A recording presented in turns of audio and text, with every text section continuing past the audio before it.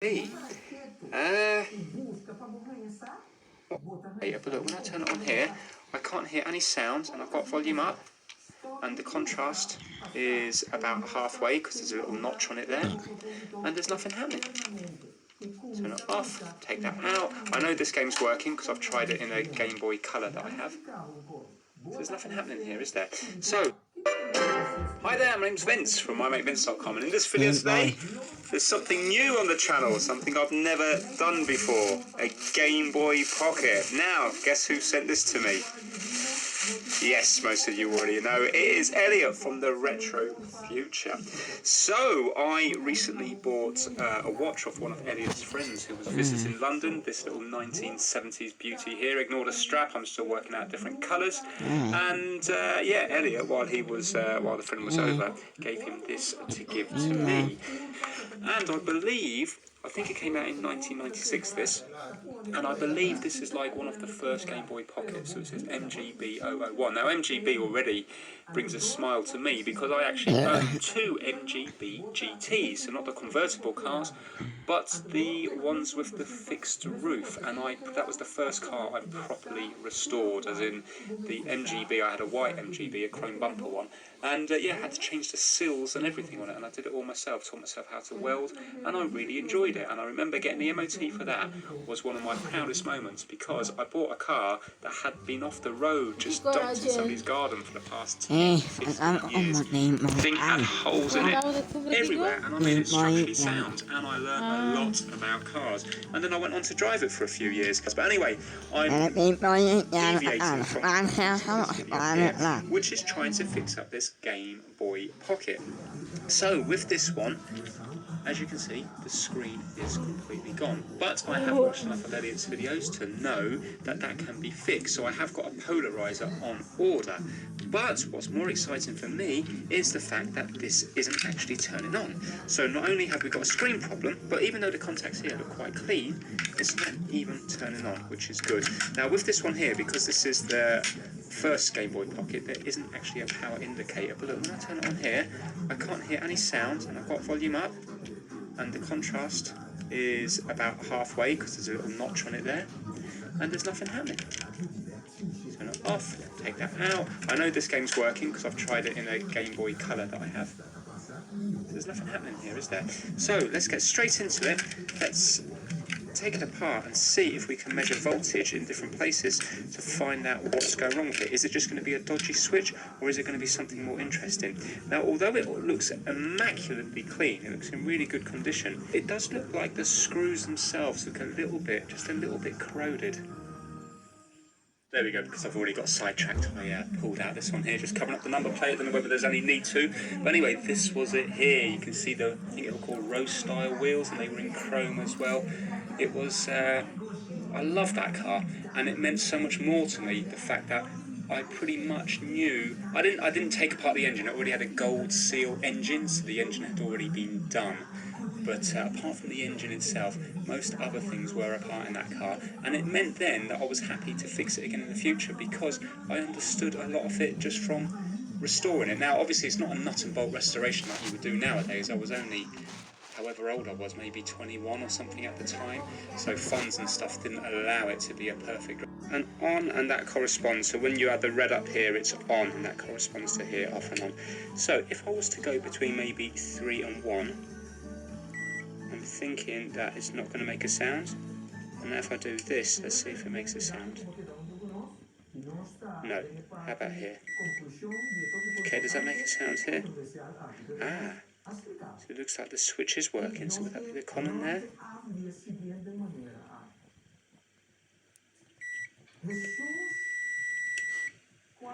Oh, so the switch is working. Isn't it?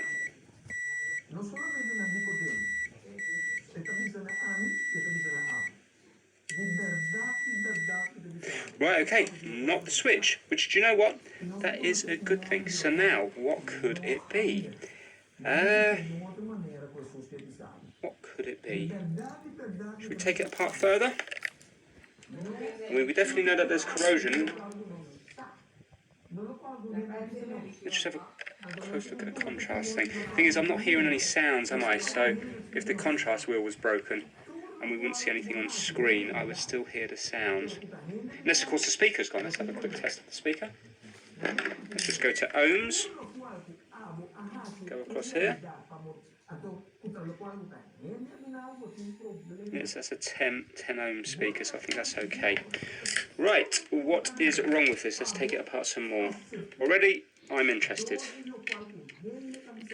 For me, it's the fault finding that I like the most, discovering what the problem is rather than the fixing of it. So I know now that that screen is just going to be a horrendous job to do, scraping all that glue and everything off, and sharp knife, good chance of cutting myself. But this is the part that I like, trying to find out what it is. But then where it gets a little bit disheartening is when you go so far into it and you're not getting anywhere, and then you have the realisation that you're probably not going to be able to fix it. So just lift those little things up to take the screen out.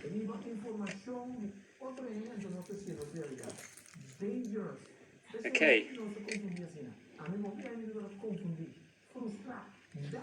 Right, I think I'm going to get my power supply and put 3 volts into this, and then I don't have to keep messing around with the batteries. Right, so how's this done? Let's just work this out. So these are connected to each other. So these are in series, aren't they? So we're going to have negative connected here. So we're going to have 3 volts, and this is the positive. A bit confusing when you see a negative here, but this one here is the positive, and this is a negative. Right, so that's 3 volts. Now let's turn it on.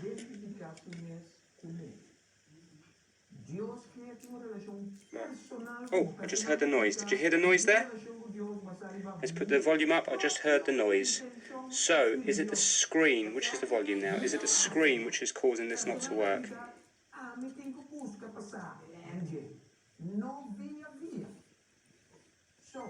There we go. Hopefully you heard that. So now, it wasn't doing that before. So the screen looks like it's putting a fault on it.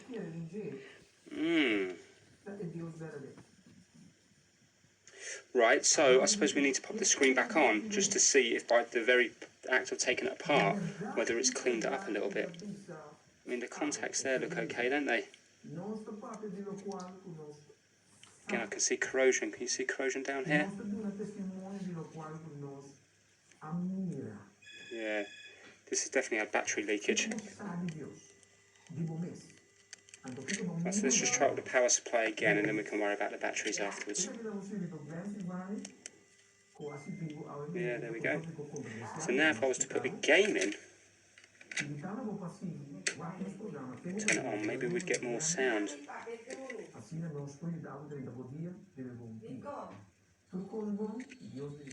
So that's with the screen working. So is it just bad battery contacts? So now let's turn this off, and let's put this back together. Maybe, the thing is, it looks perfect. The battery contacts look perfect. We'll give it a go.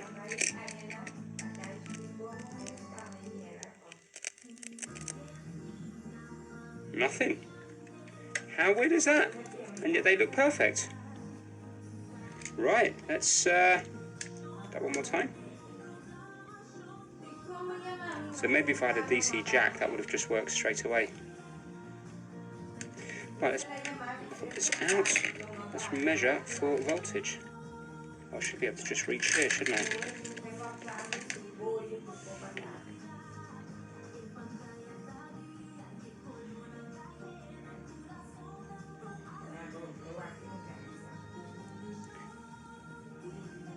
Three volts. Oh, it's jumping around the place. 1 second, let me get a really good contact. Oh, look at that. And I'm on that, good. What is causing that? Is there a cold solder joint or something?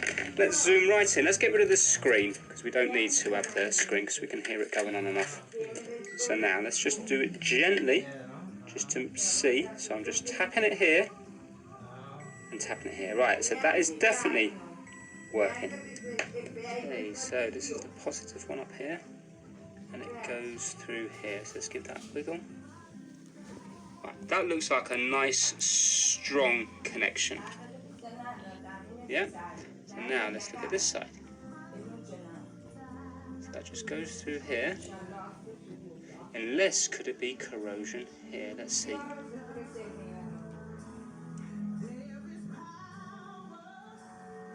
Oh, it looks pretty clean. Alright, now let's give it a wiggle this side and see if the joints are going to break. Wiggling the bottom one.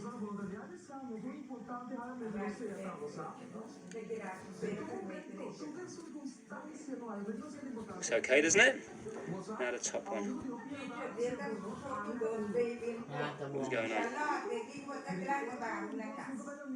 I think that looks absolutely fine, but yet we're not getting it. This should be simple. Look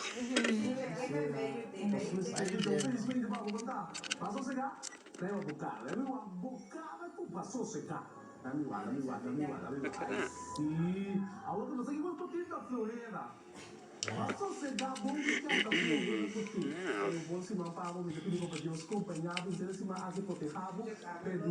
They're not loose. They're nice and tight. Those springs are not loose.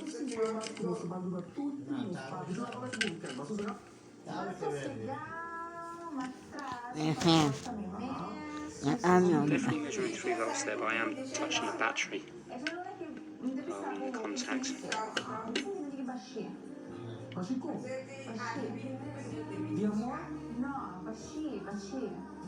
Now we've got 3 volts.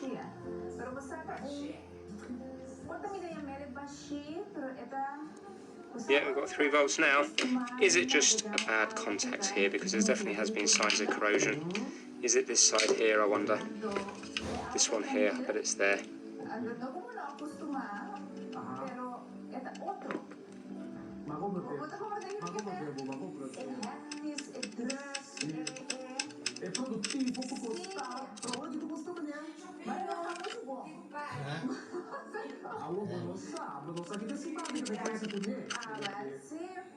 Yeah, look, it's not jumping around anymore. Okay, so that was just a bad contact there, which is weird because it actually looked pretty good. So now let's just put this back together, enough just to test it. Right, this time we should have success. There we go. Oh, and I've seen it do a little quick colour change. Yeah, and again another colour change.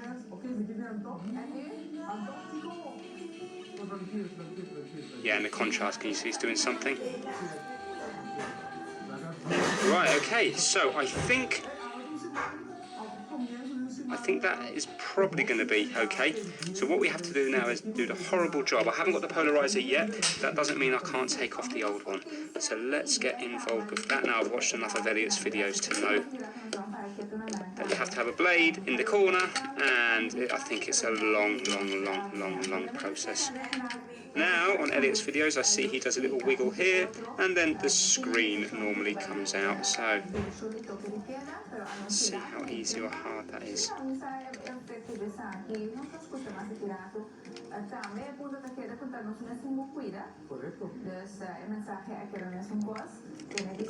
Nice and easy.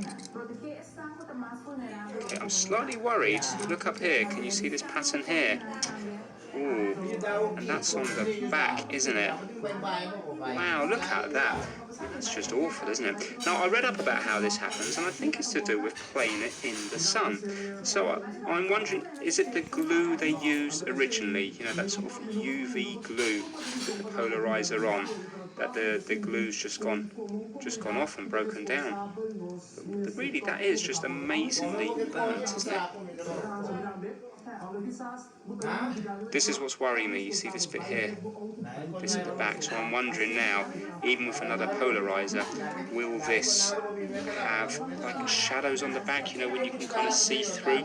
Because isn't there a reflective bit, isn't there a bit of foil in here somewhere? And if that's damaged, then it gives the screen a bit of a funny look. But anyway, look, we're going to have to take a look. That's E40 on this. If that doesn't work, I am then going to use... Bij Coolblue hebben we de beste console voor jou. Vandaag besteld, morgen gamen. Als huisarts weten mensen wat je vakgebied is. Voor een arts, maatschappij en gezondheid is dat anders. IPA. Right, let's give this a go to begin with. and see what happens. Total shutdown of